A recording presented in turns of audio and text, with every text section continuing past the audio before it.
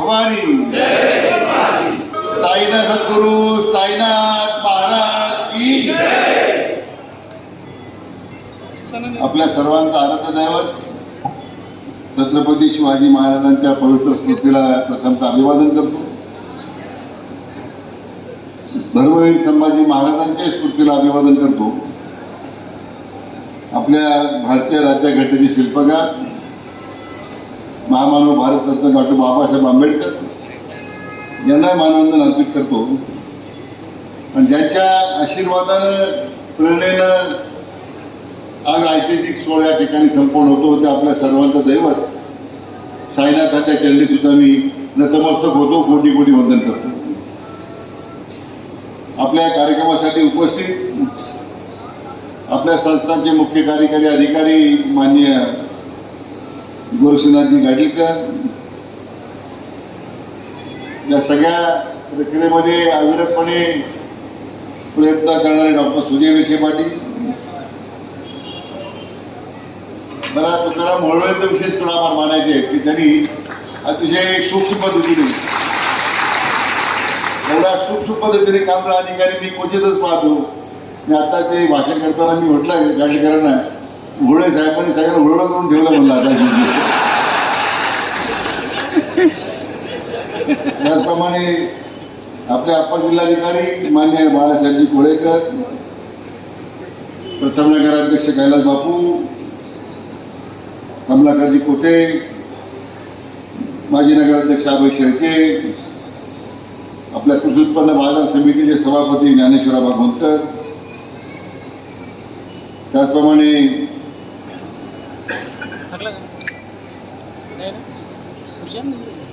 आपल्या नगर परिषदेचे मान्य दिघे साहेब, गौतम बँकेचे चेअरमन बाबासाहेब पडी कोते, अशोकराव पवार, सचिन तांबे, मार्तज आपले सोनवणे, काय संदीप आपले मान्य संदीपराव सोनवणे, मान्य आपले रमेश भाऊ, नितीनराव, सुजितराव सगळेच तिथे आहेत. आणि बाबासाहेब पाटील लांगे, आपले DYSP श्री वमने साहेब, इतर सर्व उपस्थित पदाधिकारी आणि उपस्थित माझे सर्व कामगार बंधू भगिनी आणि उपस्थित मित्र, मला आठवतो तो दिवस ज्यावेळी आपण 1000 लोकांना कायम केलं, ते सुद्धा असं अथक परिश्रम करावं लागेल. स्वर्गीय विलासराव देशमुखांना विनंती करून शेवटी त्यांनी या बाबतीचा निर्णय केला आणि तो सुद्धा एक ऐतिहासिक निर्णय करण्याचं भाग्य त्यावेळी मला लाभलं.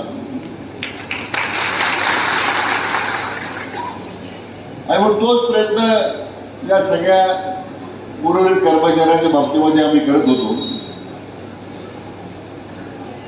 आपल्या कामगार संघटनेचे संस्थेचे विजयराव विठ्ठलराव पवार त्यांचाही या ठिकाणी उल्लेख करत राहून गेला.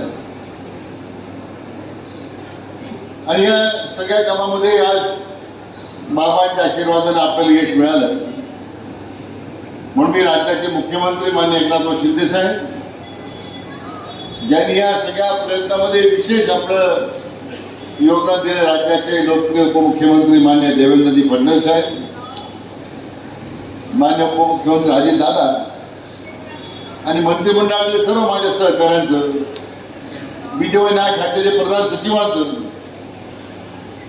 सर्व उपस्थित ज्या ज्या लोकांनी यात सहकार्य केलं, मी आपल्या तमाम कामगारांच्या वतीने, साहेब भक्तांच्या वतीने त्यांचं मनापासून अभिनंदन करतो.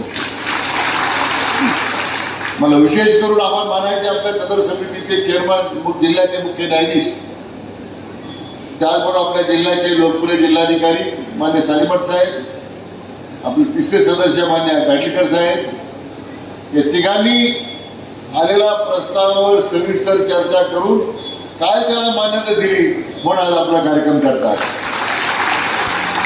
गेले 2 दिवस मी चिंतित होतो, एक तर तुमचा कार्यक्रम होईल तर माझा कार्यक्रम होईल.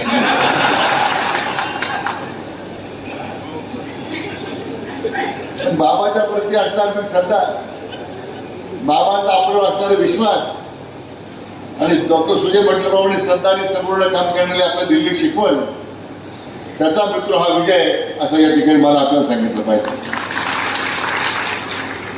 एक दिवस फार व्हायचा की आमचे जे 500-800 लोक आले समजायचे आमचं काय म्हणलं मला मी स्वतः जाता तिथं अर्धा 2 नोकरी पद करतो म्हणजे आपण रोज भेटतो. नंतर इनसोर्सचा प्रश्न वेगळा, आउटसोर्सचा प्रश्न वेगळा. हे आउटसोर्स कोणी डोक्यातून काढणं माहित नाही. आणि टप्प्याटप्प्यानं या सगळ्या विषयाची चर्चा होत असताना मला आनंद आहे की आज तो दिवस सोन्याचा दिवस उजळला. गणेश परत सुरू आहे. आज प्रत्येकाच्या घरामध्ये गौरीचं आगमन होतंय. हा किती शुभयोग आहे मला मित्रांनो. आणि या निर्णयामुळे तुमच्या आणि माझ्या प्रत्येकाच्या जीवनामध्ये हे नवं चैतन्य निर्माण करणं घटना आहे, ज्यामुळे आपल्या प्रत्येकाच्या जीवनामध्ये एक नवा आशा आता त्या ठिकाणी नवा अध्याय सुरू केलेला आहे. किती बैठका झाल्यात, किती वेळा चर्चा झाल्यात, पण आपला स्वभाव पहिल्यापासून आहे ती फार प्रसिद्धी करायची नाही. एवढ्या बैठका झाल्या डॉक्टर सुजय म्हटल्याप्रमाणे आम्ही पुढे वर्तमानपत्रात बातमी दिली. काही लोक पुढं काढतात त्यांना काही वर्तमानपत्रामध्ये यांच्या प्रयत्नाने. आपल्याकडे दुर्गाना भूजपांगी संख्या फार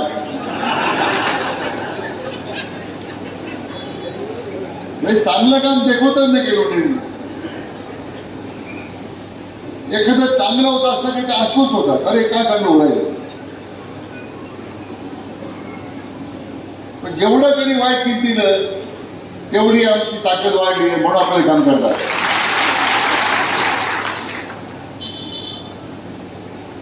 आणि म्हणून मला आनंद आहे की जो आपण शब्द दिला तर म्हणजे यापूर्वीच खरा निर्णय व्हायला पाहिजे. दुर्दैवानं आमचे कैलासवासी जयंतराव आम्ही सगळ्यांनी मिळून त्या ठिकाणी हा प्रयत्न केला. नंतर व्यवस्थापन समित्या बदलल्या, काही काळ प्रशासक आले, काही काळामध्ये काही जबाबदारी सांभाळणाऱ्या लोकांनी नीटपणे काम केलं नाही.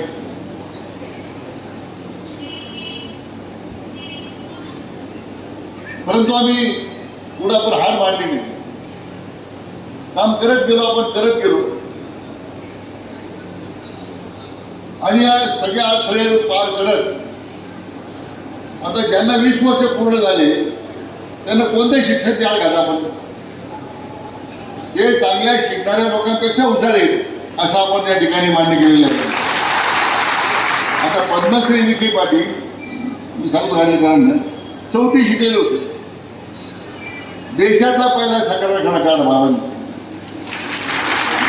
त्यांना 62 साली पद्मश्री मिळाली. मग कुठे आड घातली का 4थी असेल पण पद्मश्री देणार नाही. प्रचंड अनुभव आहे लोकांचा आहे. त्या 20 वर्षापूर्वी काय होतं शिर्डीमध्ये लोक हिंडवायचे. त्यांनी सुद्धा 17 वर्षापूर्वी काम केलं. 20 वर्षाच्या पेक्षा जास्त सेवा पूर्ण केली म्हणून आज तुम्हाला न्याय मिळतो. मी थोडं मला सांगितलं पाहिजे.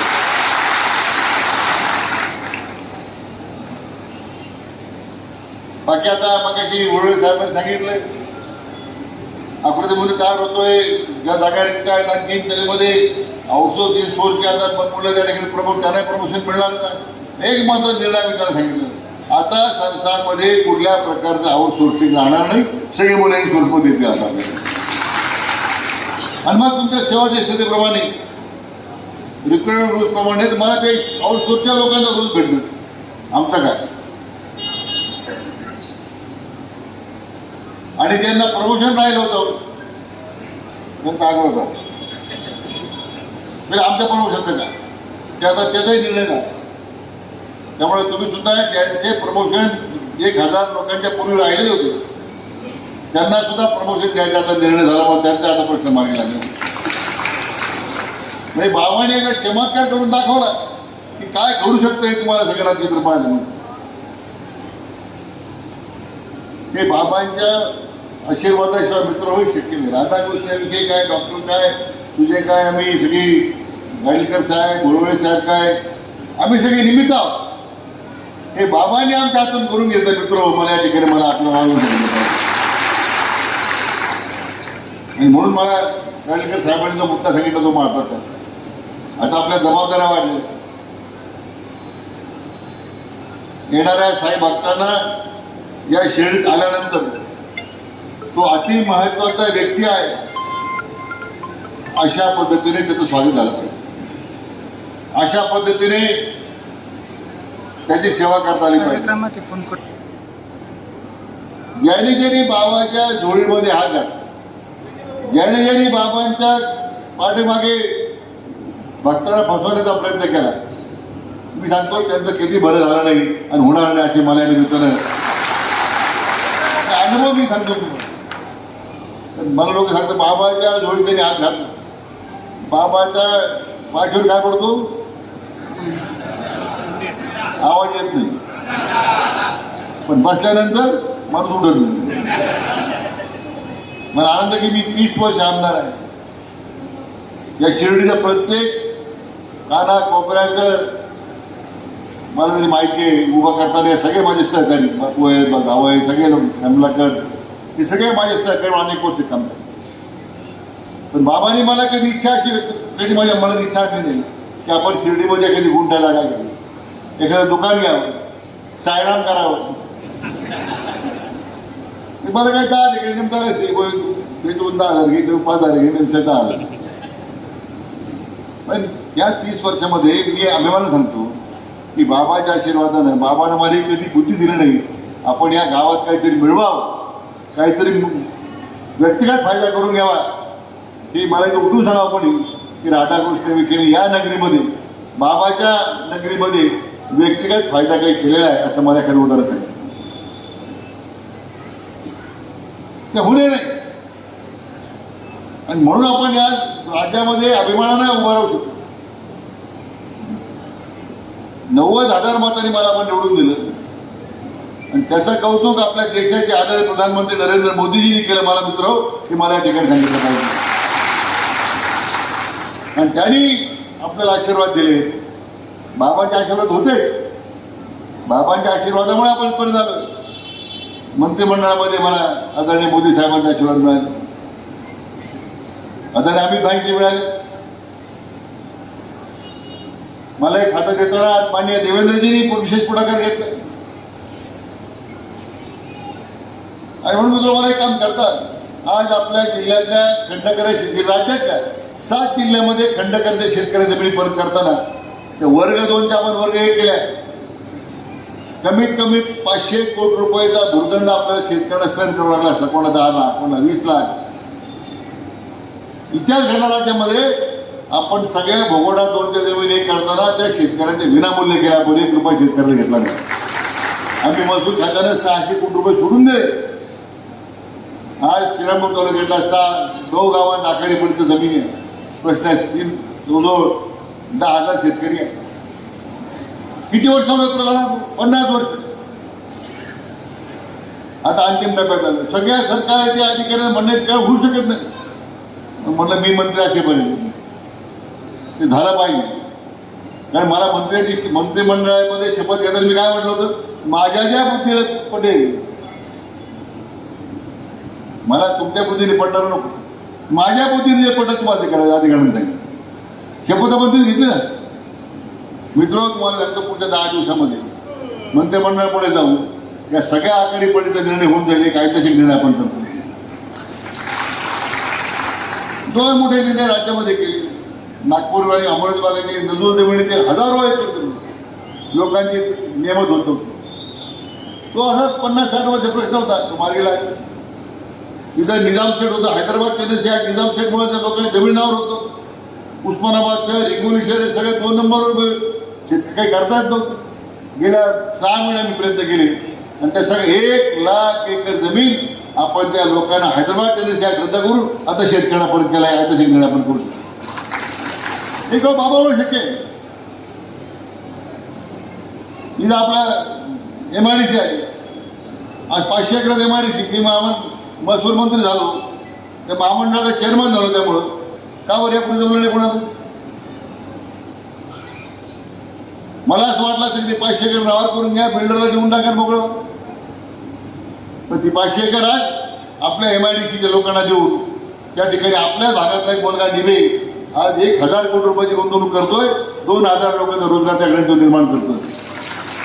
आणि आणखी मोठा काही प्रकल्प दिले, आणखी 2-3 मोठ्या कंपन्या. आज 2-3 हजार मला रोजगार मिळणार, तर नुकसान झालं आपण. विमानतळ ज्यावेळी सुरू केलं मला किती लोकांनी विरोध केला. आमच्या शिर्डीच्या काही लोकांनी काळ्या फिते लावल्या, पैसे देऊ नका म्हणून. ज्यांनी काळ्या फित्या लावल्या तेच म्हणत तुम्ही फिरत.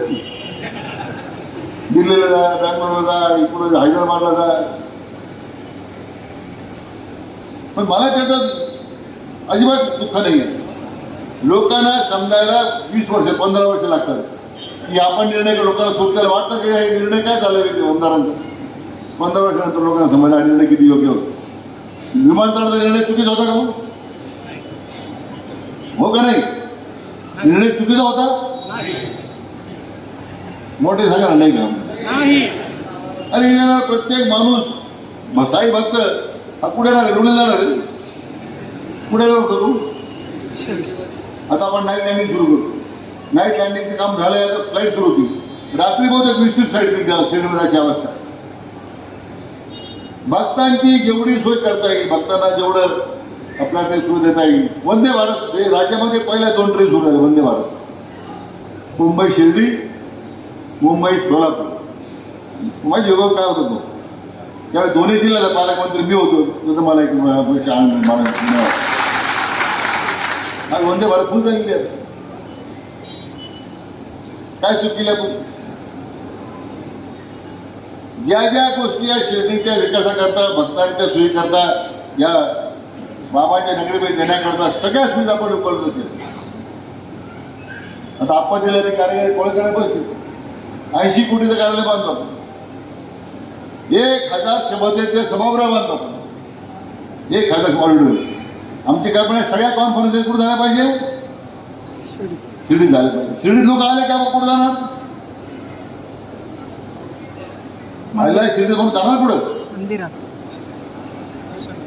मंदिरात कोणी हॉटेल जाणार? कुठे जाणार? त्यांची हॉटेल असते.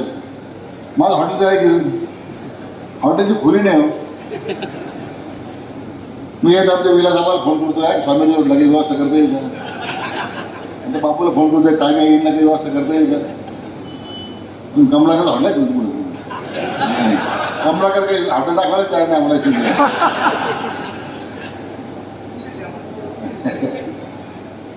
पण हे सगळं मी का बोलतोय? 1,000 क्षमतेचं सभागृह आणि किती ऑर्डर किती म्हणतो समजतो? 2,000 क्षमतेचं ऑडिटोरियम बांधला. एकूण 3,000 कॅपॅसिटी. 2,000 क्षमतेचं ऑडिटोरियम, 1,000 क्षमतेचं सभागृह आहे का महाराष्ट्रात पुढे? त्याला पैसे दिले पण असं नाही का काही घोषणा आहे. हे फोटो काढायला बोलत नाही. हे आता टेंडर निघालंय, टेंडर फायनल झालंय, काम सुरू झालंय आणि फक्त मुख्यमंत्री महोदयाची मी वाट पाहतोय. तर 1-2 तारखा बदलल्या की हे पहिलं भूमिपूजनाच्या हस्ते व्हावं. बाबाचा थीम पार्क करतोय. बाबाच्या जीवनपटावर इतका मोठा थीम पार्क होणार आहे त्या 25 एकरामध्ये. तिथं किती लोकांना रोजगार मिळणार? त्याला राज्य सरकारने मंजुरी दिली, पण 10 कोटी रुपये 40 कोटी दिले. त्याचं टेंडर आता निघेल. काय करतो आपण? की आपल्या मतदारसंघातील मोठा रोजगार निर्माण व्हावा, इथलं चलन वळण त्या ठिकाणी वाढावं, आर्थिक संपत्ती वाढावी, लोकांचे उद्योग चालावेत, व्यवसाय चालावेत, अधिकाधिक साहेब हक्कानी यावं. तर दिवसेंदिवस आता ह्या ज्या वेगवेगळ्या मंदिराच्या उभारणीमुळं लक्षात आलं असेल की साहेब हक्कांची संख्या थोडी रोडावलेली आहे. बरोबर आहे? आपल्याला उद्या इथून जाणारा प्रत्येक साई भक्त आनंदाने गेला पाहिजे की नाही, मला तर पुढच्या महिन्यात 2 महिन्यात परत सायशिडी झालं पाहिजे. मित्रो, हा सगळा आपण निर्णय करताना एवढा त्रास झाला मला की हा पगाराचा वाढणारा बोजा तुम्ही कसा वागणार, त्याची उत्तर काय होती? राज्य सरकारचे नियम ठरलेले आहेत. किती टक्के ॲडमिनिस्ट्रेशन खर्च व्हायला पाहिजे. काय म्हणत काळजी करू नका, आम्ही जबाबदारी घेतो. भक्तांची संख्या वाढेल, उत्पन्न वाढेल, आमचे कामगार त्या ठिकाणी प्रामाणिकपणे मनोभावे काम करतील, उत्पन्न वाढून दाखवू. अशा प्रकारचं काम करतो आम्ही. खात्री देईल तुमच्या वतीने सरकार त्या अधिकाऱ्यांनी. या ठिकाणी अधिक तुम्हाला काम करण्याची गरज आहे. मला आनंद आहे तुमच्या 2000 पूर्वीच्या लोक कायम झाले, जे ज्यांना प्रमोशन राहिले होते ते प्रमोशनही करतोय, जे आता आकृती बंद करून तो राहिलेल्या लोकांच्या परीक्षा करून त्यांच्याप्रमाणे त्यांना प्रमोशन आता आणखी अस्थायी पदाच्या जागा आहेत कमी आहेत तिथे लोक प्रमोट होतील, ते प्रमोट होतील. इन्सोर्स आपण थांबवतो, त्याचा 40% पगार कमी मिळत होता ते आउटसोर्स लोक इन्सोर्समध्ये येतील. बाबांच्या दरबारामध्ये मी तुम्हाला शब्द देतो, डॉक्टर साहेब म्हटल्याप्रमाणे आतापर्यंत जे मी बोललो ते करून दाखवलं मित्र, मला आपल्या घरी सांगितलं पाहिजे. आणि जे जो पुढे करायचं आहे ते सुद्धा आपण करून दाखवू. हा बाबांचा आशीर्वाद आहे, बाबाच्या दिलेला शब्द आहे. हे जे कॉम्प्लेक्स आहे आपण जे टपलं होतं सगळे किती टपले होते आठवतं तुम्हाला? माणसाला जागा नव्हती जायला त्या मंदिराकडे, दुर्दैवाने काढावं लागला आपल्याला, निर्णय केला. मी 11,000 रुपये गाळ्याने म्हटले, लोकांनी 11,000 वेळ लागेल, माझी टीका झाली, लोकांनी व्हिडिओ काढले, इलेक्शनमध्ये वापरले. आज हे कॉम्प्लेक्सला साक्षीदार आहे की आपण 11,000 रुपये त्या लोकांना गाळे दिले, त्याचा प्रपंच उभा करण्याचा प्रयत्न केला. एखादं पण उदाहरण सांगा की आम्ही दिलेला शब्द हा पूर्ण केला नाही. कारण आपण हा शब्द कुठे देतो, आपण हा कुठे देतो? बाबांच्या दरबारात देतो. बाबाला खोटं बोलायला आवडत नाही, बाबाच्या जोडीत हात घालणं बाबाला आवडत नाही. आणि म्हणून मित्र माझी आपल्या विनंती आपल्या सगळ्यांना, एक आता एवढी मिळाली संधी, येणाऱ्या 2-3 महिन्यात बाकीच्यांना मिळणारी संधी त्याचं सोनं करून दाखव. आमच्या राज्यात देशामध्ये येणाऱ्या साहेब भक्ताला वाटलं पाहिजे नाही की शिर्डी माझं घर आहे, शिर्डी माझं पंढरपूर, हे साध्य करून दाखवायची तुम्हाला माझी विनंती. म्हणून मनापासून गाडीकर साहेब तुम्हाला, गोडे साहेब तुम्हाला, माझे जिल्हाधिकारी महोदय असतील, आपल्या जिल्ह्याचे मुख्य न्यायाधीश असतील, या सगळ्यांचं मी खरं मनापासून आम्हाला धन्यवाद देतो. 2 अधिकारी गाडीकर साहेब आणि गोडे साहेब, मी वय सांगितलं ते काय करतात पण ते गरज तशी. इथं फार कलाकार लोक तुम्हाला सांगतो, आपल्याकडे कलाकारांची संख्या नाट्य पुढे वाढलं पाहिजे. ती कलाकार बाहेर वाढण्याची गरजच नाही. ठीक आहे, आपल्या नाट्यामध्ये कलाकार मनापासून सगळ्यांना धन्यवाद देतो. गणपतीच्या निमित्तानं सर्वांना शुभेच्छा व्यक्त करतो. आपल्याला उदंड आयुष्य, उत्तम आरोग्य लाभो, आपल्या सगळ्या आयुष्यातल्या मनोकामना गणरायानं साईबाबांना पूर्ण कराव्या अशी बाबाच्या चरणी प्रार्थना करतो. जय हिंद, जय महाराष्ट्र.